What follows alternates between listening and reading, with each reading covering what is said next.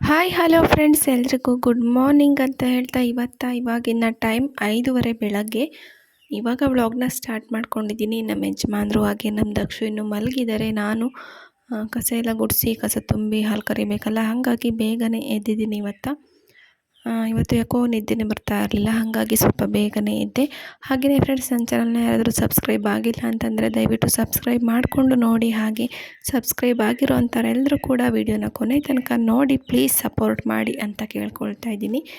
ನಾನು ಬೆಳಗ್ಗೆ ಹೊರಗಡೆ ಎದ್ದು ಬಂದ ತಕ್ಷಣ ಬಾಗಿಲನ್ನ ಕಸನ ಗುಡಿಸ್ಬಿಟ್ಟು ಫಸ್ಟು ಮಾಡೋ ಕೆಲಸ ಏನು ಅಂತಂದರೆ ಹಸುಗಳ್ನ ಬಿಚ್ಚು ಹೊರಗಡೆ ಕಟ್ತೀನಿ. ಯಾಕೆ ಅಂತಂದರೆ ನಾನು ಬಾಗಿಲು ಕಸ ಗುಡಿಸ್ಬಿಟ್ಟು ಸಾರಿಸಿ ರಂಗೋಲಿ ಬಿಟ್ಟು ಆಮೇಲೆ ಹಸ ಕಟ್ಟೋದಕ್ಕೆ ಅಂತ ಬರೋ ಅಷ್ಟೊತ್ತಿಗೆ ಕೊಟ್ಟಿಗೆ ಒಳಗಡೆ ಕಸ ಎಲ್ಲ ಒಯ್ಕೊಂಡು ರಂಪ ಮಾಡಿಬಿಡ್ತವೆ. ಹಾಗಾಗಿ ಅವು ಇನ್ನೂ ಮಲಗಿರ್ತವೆ. ನಾನು ಎದ್ದು ಬಂದಾಗ ಫಸ್ಟ್ ಅವನ್ನ ಬಿಚ್ಚಿಬಿಟ್ಟು ಹೊರಗಡೆ ಕಟ್ತೀನಿ. ಇವತ್ತಿನ ಈ ವ್ಲಾಗ್ ತುಂಬ ಲೆಂತಿಯಾಗಿರೋದಿಲ್ಲ. ಪ್ಲೀಸ್ ಆದಷ್ಟು ವಿಡಿಯೋನ ಕೊನೆ ತನಕ ನೋಡಿ ಸಪೋರ್ಟ್ ಮಾಡಿ ಅಂತ ಕೇಳ್ಕೊಳ್ತಾ ಇದ್ದೀನಿ. ತುಂಬಾ ಬೇಗನೆ ವಿಡಿಯೋನ ಮುಗಿಸ್ತೀನಿ. ಪ್ಲೀಸ್ ನಿಮ್ಮೆಲ್ಲರ ಪ್ರೋತ್ಸಾಹ ನನಗೆ ಇರಬೇಕು. ಹಾಗೆಯೇ ಈ ಹಸನ ಇಷ್ಟೊಂದು ಗಂಟಾಕಿ ಯಾಕೆ ಕಟ್ಟಿದ್ದೀವಿ ಅಂತಂದರೆ, ಇದು ಈಗ ಒಂದು ಸ್ವಲ್ಪ ದಿನದಿಂದೆ ಕಟ್ಟಿದ್ವಲ್ಲ, 1-2 ಗಂಟೆ ಹಾಕಿ ಕಟ್ಟಿದ್ರು. ಅದು ಬಿಚ್ಕೊಂಡ್ಬಿಟ್ಟು ಕೊಡ್ಕೆನ ತೊಟ್ಟಿ ಹಾಕಿದ್ದೀನಿ. ಹಾಕಿರೋ ತೊಟ್ಟಿ ಹಾಗೇ ಇದೆ. ಇದು ಕೊಟ್ಟಿಗೆ ಇದೂ ಸಾಗೆನೆಲ್ಲ ಸಂಧಿ ಮಾಡ್ಕೊಂಬಿಟ್ಟು ಸಂಧಿ ಒಳಗಡೆ ನೈಟ್ 1 ಗಂಟೆ ರಾತ್ರಿನಲ್ಲಿ ಎಲ್ಲೋ ಕದ್ದು ಹೋಗಿತ್ತು. ಹಂಗಾಗಿ ಇದನ್ನು ಈ ಥರ ಟೈಟಾಗಿ ಕಟ್ಟಿರ್ತಾರೆ. ಬೆಳಗ್ಗೆ 6 ಗಂಟೆವರೆಗೂ ಕರೆಂಟ್ ಇರೋದು, ಆದರೆ ಇವತ್ತ್ಯಾಕೋ ಗೊತ್ತಿಲ್ಲ ಬೇಗನೆ ಕರೆಂಟ್ ತೆಗ್ದಿದ್ದಾರೆ. ಒಂದೊಂದು ದಿನ ಒಂದೊಂದು ಥರ ಕರೆಂಟ್ ಕೊಡ್ತಾರೆ. ಅಂದರೆ ಏನೇ ಆದ್ರೂ 6 ಗಂಟೆ ತನಕ ಇರೋದು ಕರೆಂಟು. ನೈಟ್ ಮಧ್ಯರಾತ್ರಿ ಟೈಮಲ್ಲೆಲ್ಲ ಕರೆಂಟ್ ತೆಗಿತಾನೆ ಇರ್ತಾರೆ. ಇವಾಗಂತೂ ಸರಿಯಾಗಿ ಕರೆಂಟ್ ಕೊಡೋದೇ ಇಲ್ಲ. ನೋಡ್ತಾ ಇರ್ಬೋದು, ಫುಲ್ಲು ಕತ್ತಲೆ ಇದೆ. ಹಾಗಾಗಿ ಒಂದು ಕೈನಲ್ಲಿ ಮೊಬೈಲ್ನ ಟಾರ್ಚ್ ಆನ್ ಮಾಡ್ಕೊಂಡು ಹಿಡ್ಕೊಂಡು ವೀಡಿಯೋ ಮಾಡ್ಕೊಳ್ತಾ ಇದ್ದೀನಿ. ಒಂದು ಕೈನಲ್ಲಿ ಹಸುನ ಬಿಚ್ಕೊಂಡು ಕಟ್ತಾ ಇದ್ದೀನಿ. ಇದು 2 ಕರು ಮಾತ್ರ ನಾವು ಕೊಟ್ಟಿಗೆನಲ್ಲಿ ಕಟ್ಟಾಕ್ತೀವಿ. ಇನ್ನೊಂದು ಕರು ಲಕ್ಷ್ಮಿನ ಇಲ್ಲಿ ಕೋಳಿ ಕೌಚಿದಿನಲ್ಲ ಇಲ್ಲೇ ಪಕ್ಕದಲ್ಲಿ ಕಟ್ಟಿರ್ತೀವಿ. ಈಗ ಕೋಳಿಗಳನ್ನೆಲ್ಲ ಬಿಡ್ತೀನಿ. ಅವು ಬಿಡೋ ತನಕ ಬಡ್ಕೊಳ್ತಾನೇ ಇರ್ತವೆ. ಹಾಗಾಗಿ ಹಸುಗಳನ್ನೆಲ್ಲ ಕಟ್ಟಿ ಬಂದಿದ್ದಾದ ತಕ್ಷಣ ಕೋಳಿಗಳನ್ನೆಲ್ಲ ಬಿಡ್ತೀವಿ. ನಮ್ಮ ಟಾಮು ನೋಡಿ ಆ ಕಡೆ ಹಿಂದ್ಗಡೆ ಇದ್ದಾನೆ.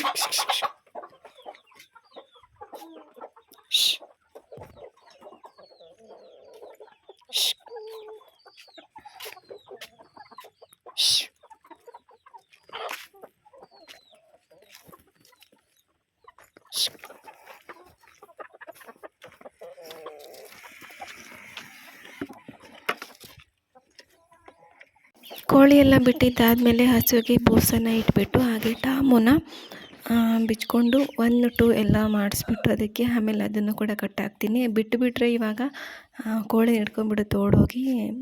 ತುಂಬಾ ಚುರುಕಿದೆ ಟಾಮು. ಹಾಗೆಯೇ ಎಲ್ಲ ಮುಗಿಸಿದ್ದಾದಮೇಲೆ ಮೊದಲೇ ಕಸ ಗುಡಿಸಿರ್ತೀನಲ್ವ ಬಾಗಿಲಿಗೆ, ಅದನ್ನೆಲ್ಲ ಸಾರಿಸ್ಬಿಟ್ಟು ಹಾಗೆ ಒಂದು ಪುಟ್ಟದಾಗಿ ರಂಗೋಲಿ ಬಿಟ್ಟೆ. ಇವಾಗ ಮೊಬೈಲ್ ಟಾರ್ಚನ್ನೇ ಹಾಗೆ ಆನಾಗೆ ಇಟ್ಕೊಂಡು ಕಸ ತುಂಬ್ತಾ ಇದ್ದೀನಿ. ಹಂಗೂ ಹಿಂಗೂ ಎಷ್ಟೇ ಬೇಗನೆ ಇದ್ರೂ ಆಗೋ ಟೈಮ್ ಆಗೇ ಬಿಡುತ್ತೆ. ಇಷ್ಟೆಲ್ಲ ಕೆಲಸ ಮಾಡೋ ಅಷ್ಟೊತ್ತಿಗೆ 6:30 ಆಗುತ್ತೆ. ನೋಡಿ ಮುಂದುಗಡೆ ಟೈಮ್ ತೋರಿಸ್ತೀನಿ. ಎದ್ದಿದ್ದು 5:30. ಇಷ್ಟೆಲ್ಲ ಕೆಲಸ ಮುಗಿಸೋ ಅಷ್ಟೊತ್ತಿಗೆ ಕರೆಕ್ಟಾಗಿ 6:30 ಆಗುತ್ತೆ.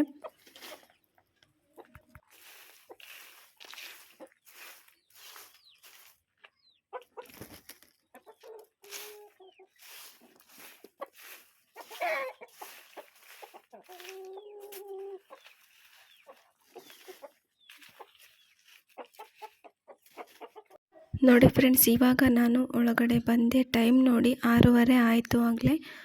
ಇವಾಗ ಹಾಲು ಕರಿಯೋದಕ್ಕೆ ಹೋಗಬೇಕು. ಹಸುನ ಅಲ್ಲೇ ಕಟ್ಟಿದ್ದೀನಿ. ಹಾಲು ಕರಿಯೋದಕ್ಕೆ ಹೋಗಬೇಕು. ಇನ್ನು ನಮ್ಮ ಅತ್ತೆ ಮಾವ, ನಮ್ಮ ಯಜಮಾನರು, ನಮ್ಮ ದಕ್ಷ ಎಲ್ಲ ಇನ್ನು ಮಲಗಿ ಇದ್ದಾರೆ, ನೋಡ್ತಾ ಇರ್ಬೋದು. ಇವಾಗ ಹಾಲೆಲ್ಲ ಕರ್ಕೊಬಂದು ಡೈರಿಗೆ ಹಾಕಿ ಬಂದಿದ್ದಾದಮೇಲೆ ಕಾಫಿ ಮಾಡೋದಕ್ಕೆ ಇಡ್ತಾ ಇದ್ದೀನಿ.